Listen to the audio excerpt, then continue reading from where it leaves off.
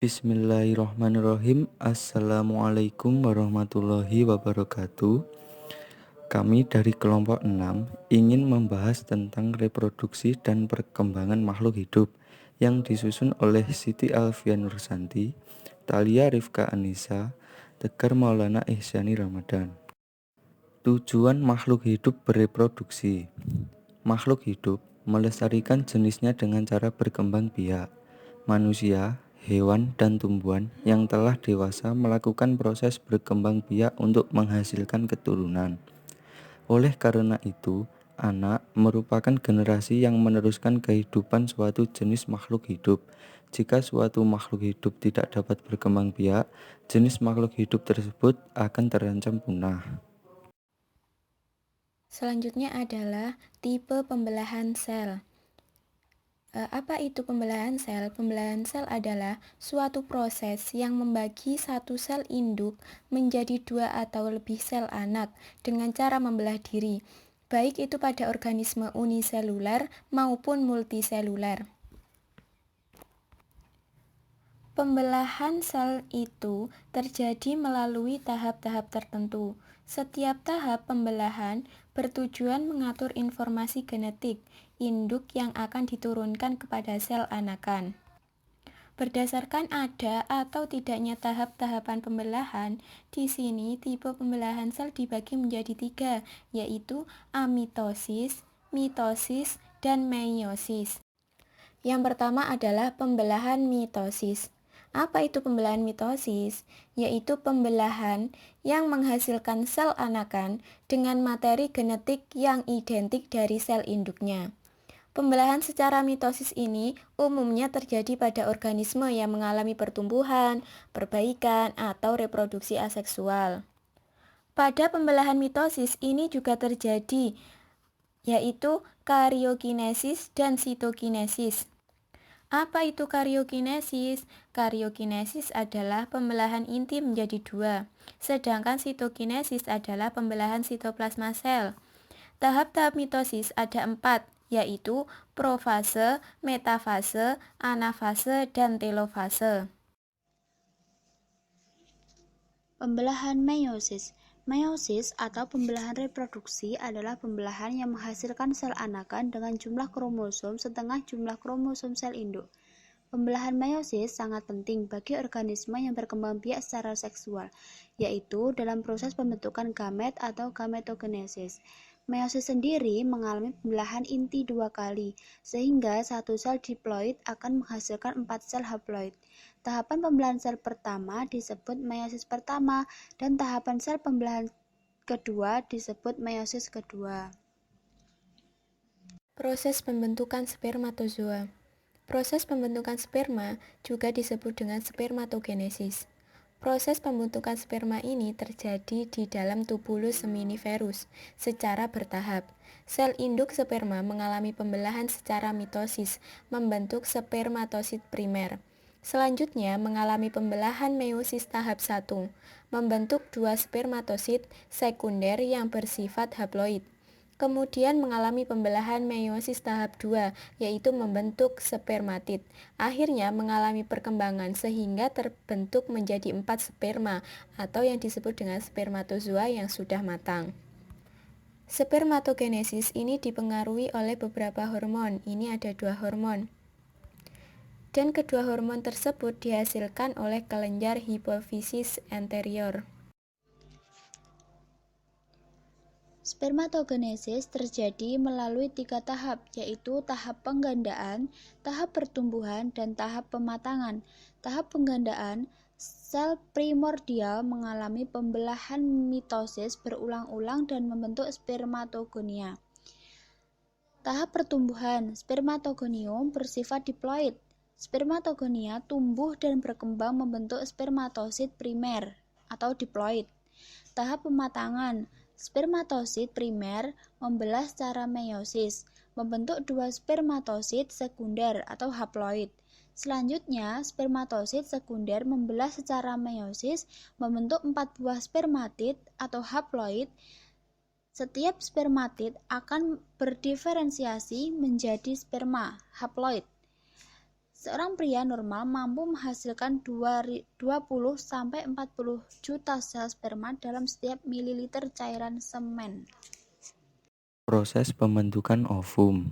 Organ kelamin wanita berfungsi menghasilkan ovum atau sel telur. Sel telur ini terbentuk melalui oogenesis yang terjadi di dalam ovarium. Oogenesis terjadi melalui 3 tahap, yaitu tahap penggandaan, tahap pertumbuhan, dan tahap pematangan. Tahap penggandaan terjadi dalam ovarium janin ketika masih dalam kandungan. Pada tahap penggandaan, sel primordial mengalami pembelahan mitosis membentuk oogonia. Jika tunggal sama dengan oogonium yang bersifat diploid. Tahap pertumbuhan terjadi pada ovarium bayi.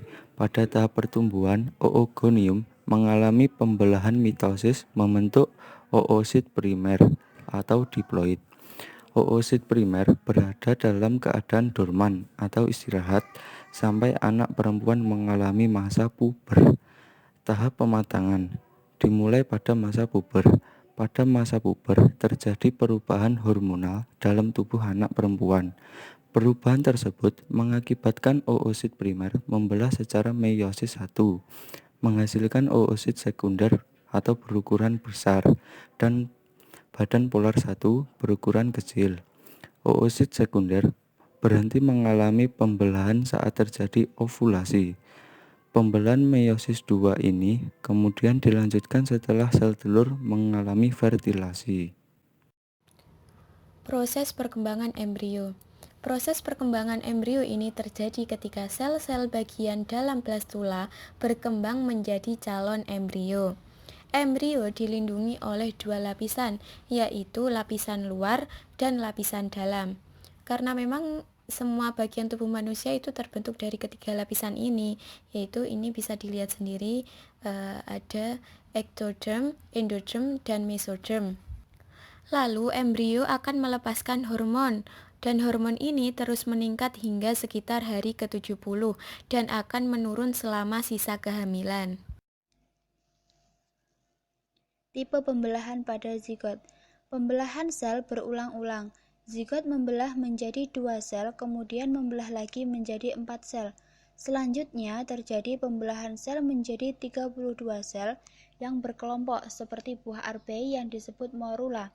Morula mengalami pembelahan membentuk blastula. Blastula mempunyai rongga di dalamnya yang disebut blastosol. Blastula terdiri atas sel-sel bagian luar dan sel-sel bagian dalam.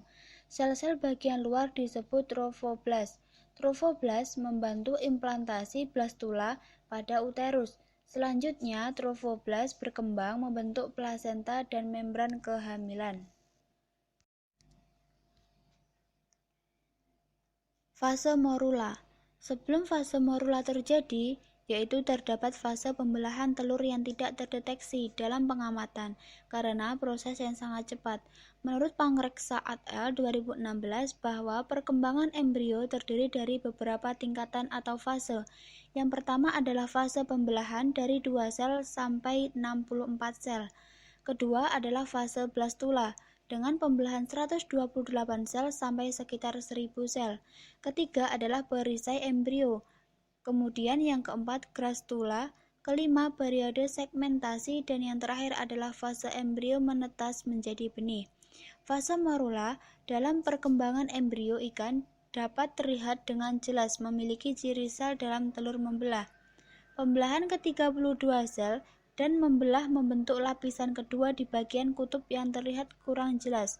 Menurut Renita et al. 2016, bahwa fase morula ditandai dengan sel membelah secara melintang dan mulai membentuk formasi lapisan kedua secara samar pada kutub anima.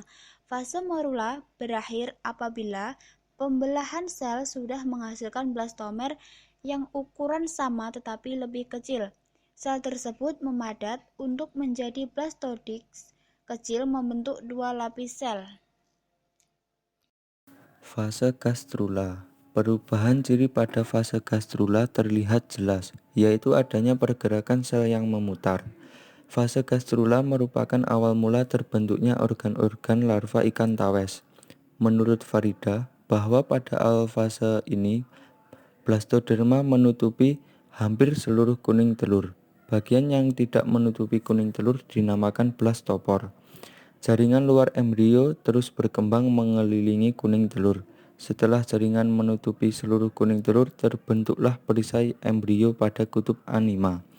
Perisai embrio yang berada pada kutub anima akan berkembang menjadi tulang belakang. Akhir dari proses gastrulasi apabila kuning telur sudah tertutup lapisan sel atau perisai embrio. Bersamaan dengan selesainya proses gastrulasi sebenarnya sudah dimulai awal pembentukan organ-organ. Fase organogenesis. Bentuk embrio pada fase organogenesis telah menyerupai larva dengan bagian tubuh yang nampak lurus. Fase ini telah terbentuk organ bintik mata. Menurut Dardiansah, bahwa terjadinya organogenesis diawali dengan terbentuknya bakal kepala dan ekor, ruas-ruas tulang belakang, bakal mata, otolit, jantung, dan organ-organ lainnya. Pigmentasi kantung kuning telur dan penetasan menghasilkan larva. Proses organogenesis ini berlangsung lebih lama dibanding dengan stadia-stadia lainnya. Bagian organ-organ yang terbentuk pada organogenesis meliputi sistem syaraf, jantung, mata, ruas tulang belakang, ekor, dan lain-lain. Reproduksi dalam kajian Islam. Berbicara tentang hak-hak reproduksi berarti berbicara tentang suatu spektrum yang luas, mencakup pembicaraan tentang relasi laki-laki dan perempuan, baik dalam ranah domestik ataupun ranah publik. Karena memang secara kodrati, perempuan mengemban tugas reproduksi umat manusia yang umumnya meliputi mengandung, melahirkan, dan menyusui anak. Dan dalam Al-Quran juga sudah disebutkan dan menegaskan kepada segenap manusia tentang beban amat berat, beban reproduksi yang dipikul oleh kaum perempuan, yaitu kaum ibu. Karena Islam sendiri adalah agama yang mengatur dan memberi nilai tentang hak dan kesehatan reproduksi perempuan.